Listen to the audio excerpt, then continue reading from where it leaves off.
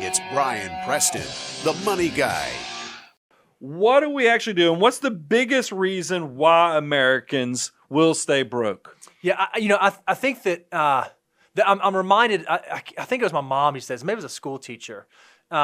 She always used to say that failing to plan is planning to fail.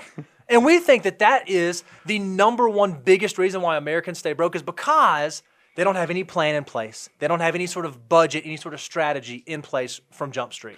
The biggest thing that we see, and I call it the rudderless ship or starting out on a roadmap, it used to be, I don't even know if young people even know what a roadmap looks like anymore. I'm sorry, a road. Yeah, I know. Believe me, there used to be even whole cottage industries where like AAA, you tell them where you're going, or you had, and they print you out a little spiral booklet, or you had MapQuest. You mean like Waze is what you're talking about. Waze is exactly what I'm talking about. But imagine if you were going to a place you'd never visited, and you didn't even use an app like Waze. You just basically said, I'm just going to feel my way through this.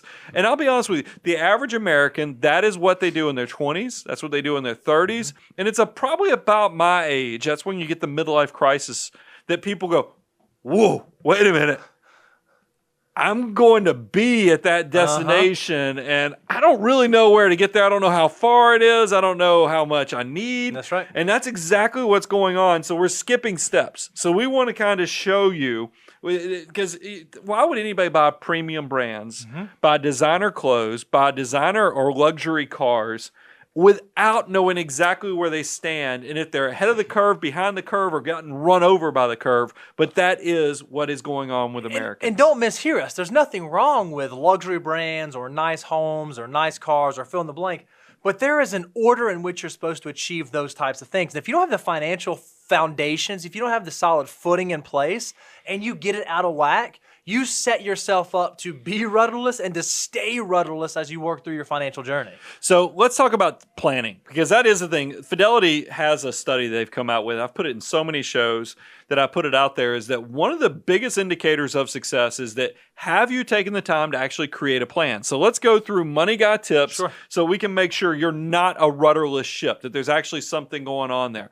So the first thing you can do when you're starting out and trying to figure things out is knowing actually where are you leaking water? Where are you spending your money? And the best thing you can do for that is a budget. Yeah, so, we hear us all the time. Now, I'm going to ask you, true or false, Brian, do you budget?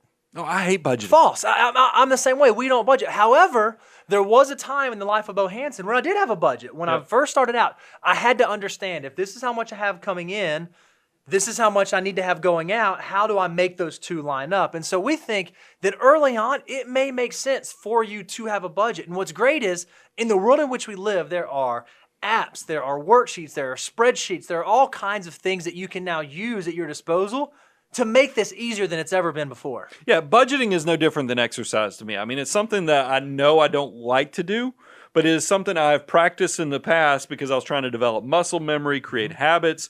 And that's the part, is that if you don't do this, you really are not going to get the fruits of what comes from laying the groundwork of budgeting. So make sure you understand that. The next step is automate. You've got to automate the process. The more things that you can set up, and this is what is going to allow you, if you hate budgeting, there is a way to get away from budgeting. It's actually you pay yourself first. You automate all the things that are coming out of your accounts monthly. So you're funding all the big things first, and then you don't have to worry about the minutia. Focus on the little stuff. But you can't get there unless you put in the work on the front end first. Yeah, the dirty little secret about human nature is if we operate under this place where, you know what, I'm just going to wait till the end of the month, and whatever I have left over, I'm going to save. Well, it's amazing how every single time you set yourself up to do that, you get to the end of the month and somehow that money has found a way to evaporate. So if you can make yourself, just like you said, pay yourself first, have an environment of forced scarcity, you will set yourself up for success long term. So we've got the automated. When I mentioned the concept of forced scarcity, what that's talking about is everybody knows we are big proponents of you should be saving 20 to 25%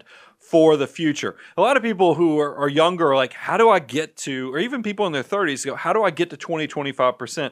Forced scarcity is one of the biggest tools you can do, because all it means is that every time you have a step up in your income stream or your cash flow, that instead of letting that create lifestyle creep or you let that get away from you, you actually allocate deliberately a portion of that towards long-term savings, whether it's, saving for Roth, whether it's 401k or retirement. There's ways that has a purpose. You are a field general of your army of dollar bills that is making sure everything has a purpose. That's exactly right. All this also leads to a greater plan and how everything can kind of work together. Because we've mentioned this, if you look at the financial order of operations, or as the money guy affectionately likes to call FOO, it is one of those things where we need to talk about order of operations as cash reserves, making sure you have your risk and your estate basics covered. So if something happens to you, people who are counting on you are not hurt. Making sure you have a healthy dose of concern about debt and a good relationship with it. And then you always want to make sure you're thinking about the future with the retirement savings too. Yeah, one of the things you have to recognize is that if you get one piece, okay, I've got the budget. Oh, okay, I've got my automated savings. There are different areas where you have to fold in. If you haven't, you ought to go check out. We've done a bunch of shows on the Money Guy Financial Order of Operations. Go check those out. And that's how you can make sure you're actually on the path. You're not that rudderless ship, knowing that you're moving in the direction you're supposed to be moving. So to close out, step one, make sure you have a plan of action and actually stick to it. And it's okay if it gets amended every year or you have to adjust it in the beginning. Just make sure you're doing something, because a dream does not become a reality until it's actually put in action and put on paper. So go ahead, quit being a dreamer, actually being a person that's actually starting to build something for the future. Love it. Number two, you have to have a healthy relationship with debt. But the truth is, the majority actually have a very unhealthy relationship with debt. I don't know if I'd say this is the biggest reason, but I think in America specifically, this might actually be the biggest reason from a consumer standpoint of why people find themselves in trouble. It's because it's just become too easy to borrow our lives, to fake what we have going on, and to not actually own anything. Well, I think, it's just the way things are. Life is kind of cruel. While you're young, while you have carefree, you don't have children, you don't have anything that's tying you down, you're typically broke. So some enterprising group has realized, you know what, we got all these people that are young, they have energy, and they have a lot of free time on themselves, but they don't have any money. If we can only create a product that would help them feel like they did have money when they really don't have money, that was the beginning of the credit card. That's right. Because that's exactly what has happened is that you have an entire group of people who are faking their life. They're going on trips, they're doing all kind of things, buying consumerism on steroids.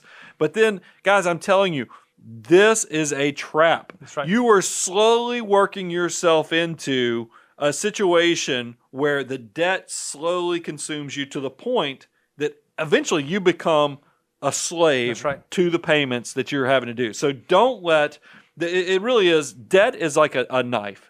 It's a very scary, sharp instrument. It can be very productive. It can help you cut up your fruit, cut up your vegetables. It's awesome in those aspects. But if you don't ever respect, or you forget what a knife is and how sharp it is, it can turn into a chainsaw, or it can turn into something that breaks you.